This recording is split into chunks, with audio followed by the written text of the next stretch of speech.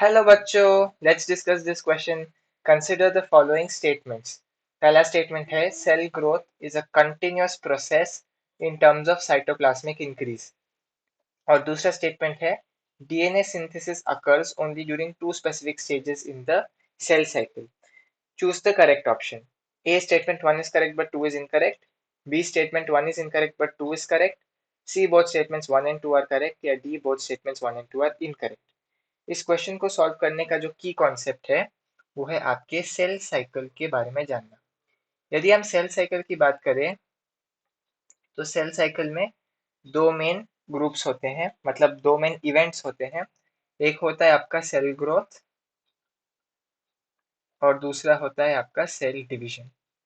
ये दोनों ही main events होते हैं एक सेल साइकिल में। जब हम सेल ग्रोथ की बात करें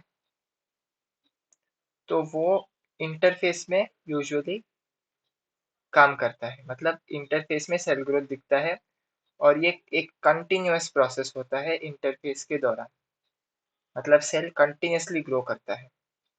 वहीं पर यदि हम सेल डिवीजन की बात करें उसमें एक बहुत ही इम्पोर्टेंट इवेंट होता है duplication of DNA. Duplication of DNA जो कि सिर्फ एक वन टाइम प्रोसेस है। कंटिन्यूअसली डीएनए डुप्लीकेट नहीं होता, सिर्फ एक बार डुप्लीकेट होता है आपके एस फेज में। डुप्लीकेट होता है इन एस फेज। तो ये बहुत ही इंपॉर्टेंट पॉइंट है कि जो सेल ग्रोथ है वो इंटरफेस में होता है, कंटिन्यूअस प्रोसेस होता है, और जो डुप्लीकेशन ऑफ डीएनए है वो एक वन टाइम प्रोसेस होता है और एस फेज में होता है। सेल साइकिल को हम सेल ग्रोथ और सेल डिवीजन का सम मान सकते हैं इन अ ब्रॉड सेंस। तो चलिए हम एक बार ऑप्शंस को देख लें, सॉरी स्टेटमेंट्स को देख लें। पहला स्टेटमेंट है cell growth is continuous process in terms of cytoplasmic increase. ये बिल्कुल सही है। सेल ग्रोथ को हम साइटोप्लाज्मिक इंक्रीज मतलब इंक्रीज इन साइज के रूप में मेजर करते हैं। ये एक मेजर है सेल ग्रोथ को मेजर करने का, मतलब एक यूनिट है, एक रेफरेंस है जिससे कि हम सेल ग्रोथ को मेजर कर सके। तो पहला स्टेटमेंट बिल्कुल सही है। दूसरा स्टेटमेंट है DNA synthesis occurs only during two specific stages in cell cycle. बिल्कुल गलत है। वन स्पेसिफिक स्टेज में होता है, उसे हम कहते हैं एस फेज।